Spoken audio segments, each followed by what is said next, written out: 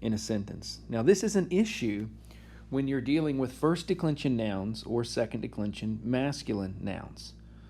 Take a look at the endings for the first declension and the second declension masculine.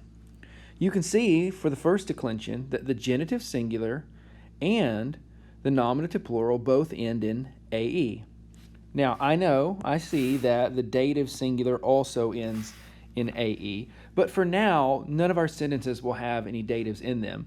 So we'll learn how to discern whether we're dealing with a dative later on.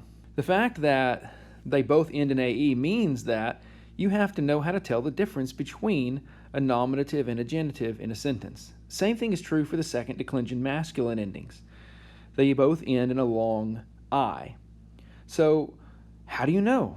Is this a singular genitive noun or is this a plural nominative noun?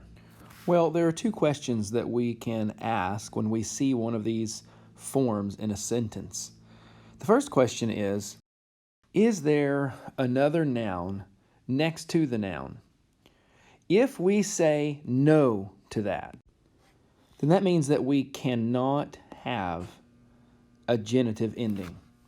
The reason is because the primary purpose of the genitive is to use one noun to describe another noun. That's why we label the genitive noun as a noun adjective. The genitive noun is working like another noun in that it describes the noun that's next to it, either before or after it. So if there's not another noun either before or after the noun that you think might be genitive, then it cannot be genitive. The next question we need to ask is the verb third person and plural? If we say no to this question, then we cannot have a nominative and plural ending on any noun in the sentence. This is because for the subject of the sentence to be plural, then the verb of the sentence also has to be plural, and the verb needs to be, at least for now, what the sentences we're dealing with, needs to be in the third person. So, in any given sentence, I can start with question number 1 and then move on to question number 2. So let's take a look at 3 really simple sentences that contain these confusing endings and ask our questions. Is there, in the first sentence, puella ambulant, is there another noun next to the noun in question? The noun in question is puellae because it ends in an AE. The answer is no, there's not.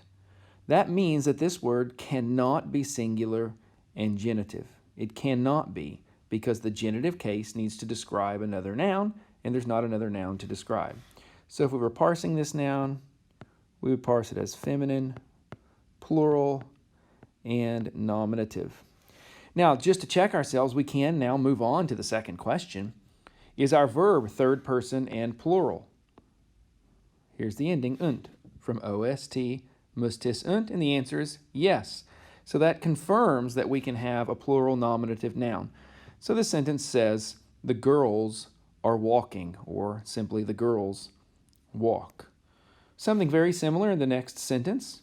The noun in question is pueri, that long I, which could be either singular and genitive or plural and nominative. So we ask our first question, is there another noun next to the noun in question? No, there's not. That means this cannot be a genitive case noun. It's got to be plural and nominative. So again, we parse this one. We're going to end up with masculine, plural, nominative. And then we can double check by asking our second question. Is the verb plural in third person? The unt ending again says yes, that confirms. So this sentence says, the boys are standing, or the boys stand. The next sentence is filia viri ridet. The noun in question here is viri. It ends with that long I, just like pueri above. Viri. Is this a singular genitive noun or is it a plural nominative noun? Well, let's ask our questions. Question number 1, is there another noun next to it for it to describe? And the answer is, of course, yes. We have philia. So we can't rule out the singular genitive. But can we rule out the plural nominative? Well, let's look at the verb. Is the verb third person and plural? The ending is T. Well, it is third person, but that's not third person plural, that's third person singular. So now we can rule out the nominative plural as a possible parsing for this. That's going to leave us with masculine, singular, and genitive. So now we know that viri is modifying philia right next to it, which means daughter. The daughter of the man, we translate the genitive with the word of, the daughter of the man laughs or is laughing. That makes perfect sense. So you're seeing how these two questions can help us to tell if we have a singular genitive ending or a plural nominative ending. There will be occasions where you answer both of these questions with a yes, and therefore you have to make a decision. It can be either.